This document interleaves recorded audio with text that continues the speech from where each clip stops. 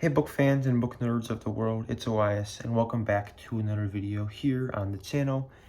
In today's video, I am going to be reviewing a book that I have been wanting to read for a while now. And this is no other than The Sherlock Society by best-selling author James Ponti. First off, guys, I want to say welcome back to the channel. It's been a long time since me and my brother have posted a video. But it's summertime. We finally have more time on our hands to, make some more book content. Also, with the school year coming up, we will also be posting more reviews. This summer, we've also had a lot of time to catch back up on some new books that we're going to be reviewing on this channel. And it's just been a very nice couple of months. Sorry if you guys have been waiting for a new video. We're going to be posting regularly now throughout these next coming weeks and in the future. But let's talk about the Sherlock Society. So like I said, I've been wanting to read this book for a while now. This released in September of 2024, and it is about August of 2026. So it's about almost 2 years since this released. And I'm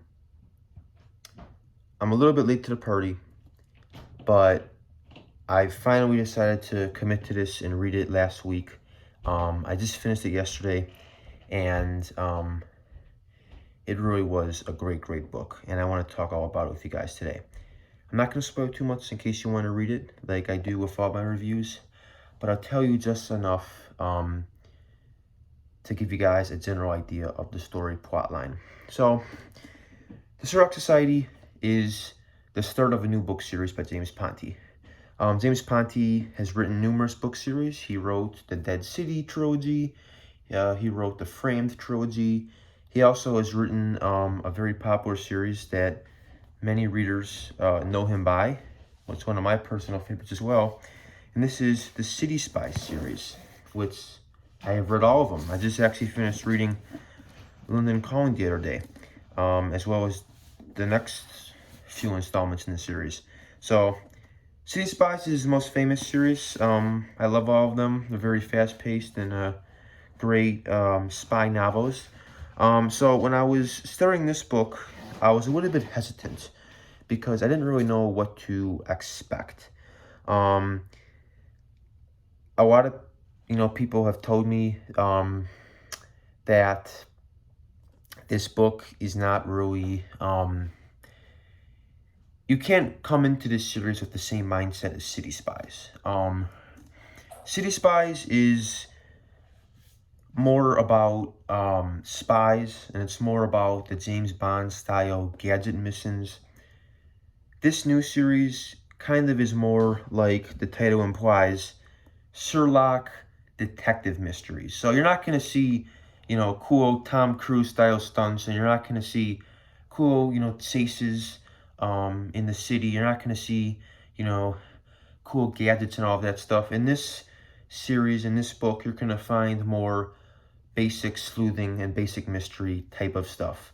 Fingerprints, looking for clues, escape room level things, which I think is good. I think it's good that James decided to go a new route, and I think that this is a great gateway into a new series of many possibilities. I don't know how much books are going to be in this series. I did, text James Ponti because I'm friends with him on Instagram and social media. He did say that as of now, there's going to be 6 in the series. And then, of course, depending on the sales, there will be more.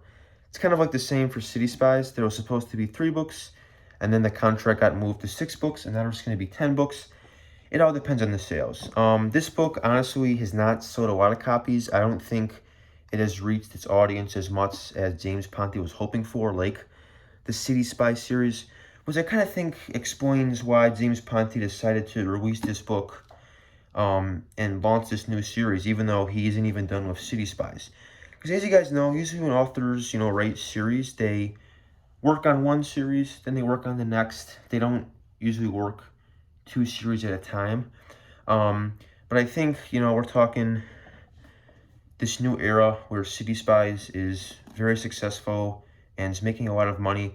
I think that the publishers decided that they could make even more money if they decided to make a new series, hoping that fans from City Spies would flood in and read this as well. So now I'm going to give you guys a synopsis of the book. I'm not going to spoil. I'm just going to give it spoiler-free, but give you guys enough to know what's in store when you're reading this book. So the Sherlock Society follows 4 main protagonists, as you guys can see from the front cover. And the book takes place in the middle of summer. It's very boring. The kids don't know what they want to do.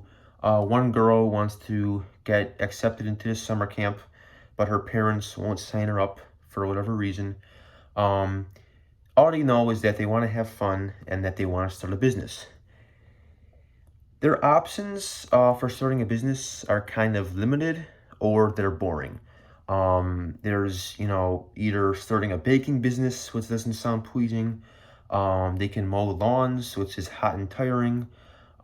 They could sell lemonade, but none of that sounds appealing. So what they decide to do, because they're big fans of solving mysteries, is that they decide to open their own detective agency, which they name, as the title suggests, the Sherlock Society, which is named after Sherlock Holmes, the most famous detective in literature, which I probably don't even have to explain, but he's a very famous detective.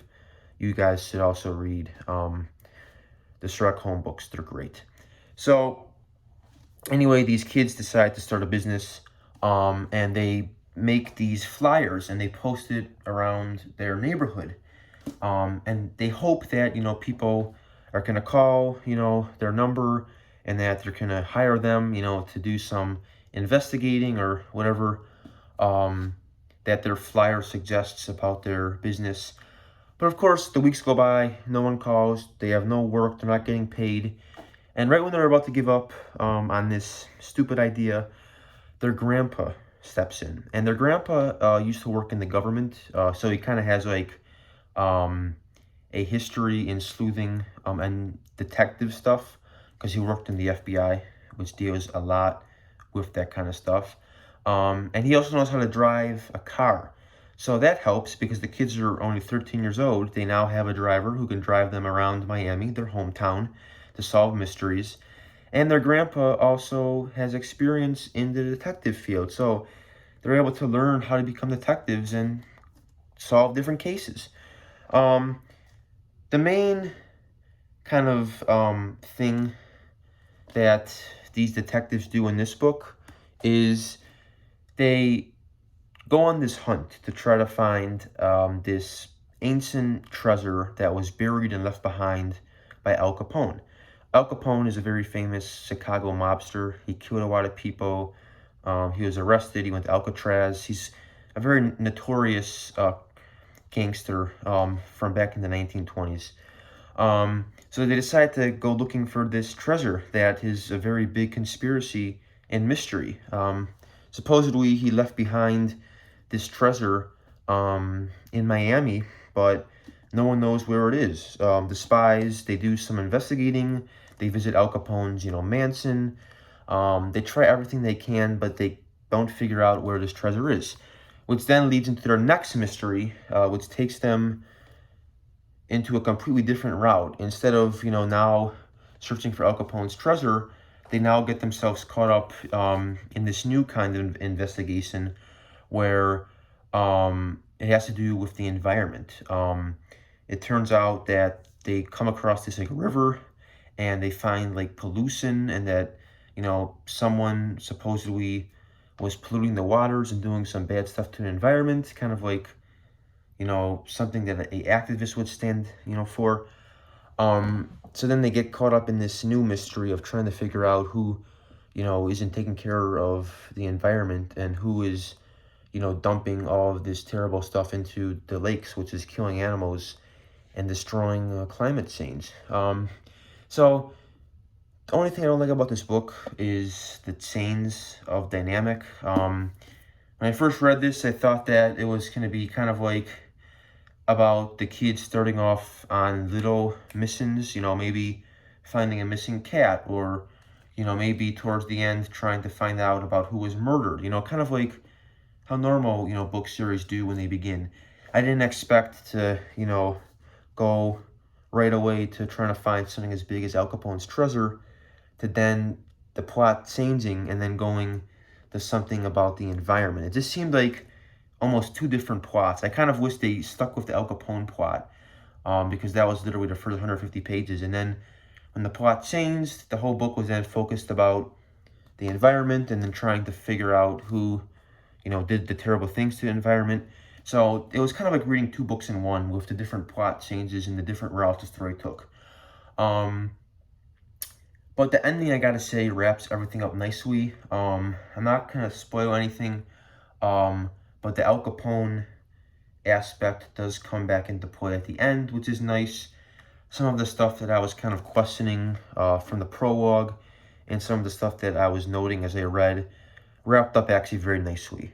I mean, I was kind of reading the last couple of chapters and I thought, okay, this book, isn't that good. There's a lot of, unanswered questions. There's a lot of, these little things that, aren't constructed nicely. And then when I closed the book, I was like, oh, that was actually really nice. I think James Ponti's overall crafting of the book was really well done.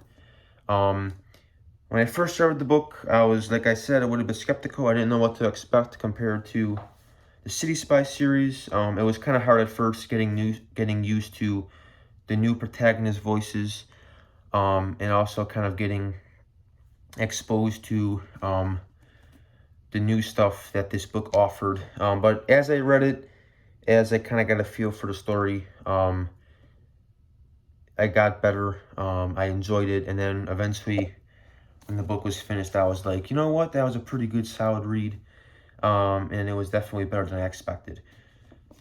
To be honest with you, this is definitely not James Ponti's best book. I think he has better books, but with that in mind, I do still think it is a very strong beginning into a new series. I would have liked, maybe some more introduction to the characters, maybe some more character development, maybe some more, backstory and, more good things that, like the City Spies series was able to do with its first book and so on. But hey, this is book one of what's going to be a 6-book series. I'm going to read book 2 tonight, and then book 3 is coming out in September, which I actually got a free copy from NetGalley. Thank you, Simon and Sester, for giving me a free copy early. I'm going to, review that as well on this channel. But yeah, that's kind of all what I have to say about Sherlock Society. If you like City Spies, give this a try. Just kind of know that this book does take a little bit of a different route. If you are new to James Ponti, you should also read this book. If you're a fan of Sherlock Holmes, if you like detective, if you like, sleuthing stories, then I think you will actually really, really enjoy this. I also think that James Ponti, what he does a really good job of is making sure that he does research for these books. So as you're reading, not only are you enjoying, the fiction of the story, but you're also learning things. You're learning about people like Al Capone. You're learning about, different techniques that detectives use. You're learning about, the setting of the book, like Miami, and some of its historical landmarks. That's what I really admire about James Ponti. You're enjoying the fiction of the story, but you're also learning stuff, and you're really immersing yourself in the full experience from start to finish. I also really liked the prologue of this book. I liked how it opened with something that happens later in the book, and then it rewinds the clock and tells the story from the beginning, and at the end, it connects back to the prologue, which is a really cool structure, which I mentioned earlier in this review. James Ponti's structure of this novel is very nice. How he was able to put everything together, and the way he just tells stories in general is very, very amazing, and I could tell it takes a lot of hard time and dedication and work. Some of the things I kind of already mentioned what I don't like. Some parts, like I said, were a little bit slow. The beginning was a little bit hard to get used to. The new characters' voices were a little bit hard to get adjusted to. Sometimes, reading these characters, they all kind of sounded the same. Like, it's kind of seemed just like one person talking the whole time. I didn't really know the difference between each character because they kind of seemed too similar. Also, what I mentioned was the weird subplot change in the middle of the story. And then I think that some of the conversation in this book were a little bit off topic. And I think some scenes in the book probably weren't necessary. But other than that, solid read. Not the best, not the worst, but I think it still is a book you should try. On a scale of 1 to 10, I would give it a decent 7 out of 10, in my opinion. But yeah, that is my review for the Sherlock Society. A little bit late to the party, guys. I'm very sorry, but I was able to read this in 3 days, which, hey, is a sign that the book wasn't boring, at least, right? It was still fun, and it was one down adventure of a book. Like I said, I'm going to start book 2 tonight, and then read book 3. And then I'll also try to do some more reviews of the City Spice books as I read them, and then some more reviews in the future coming ahead, as long as with my twin brother. Anyway, thanks for watching. Tell me in the comments if you have read this book and what your thoughts are, as well as your rating and your ranking. But overall, Sherlock Society is a solid thumbs up for me. So thanks for watching, and I'll see you guys on another video. Peace out.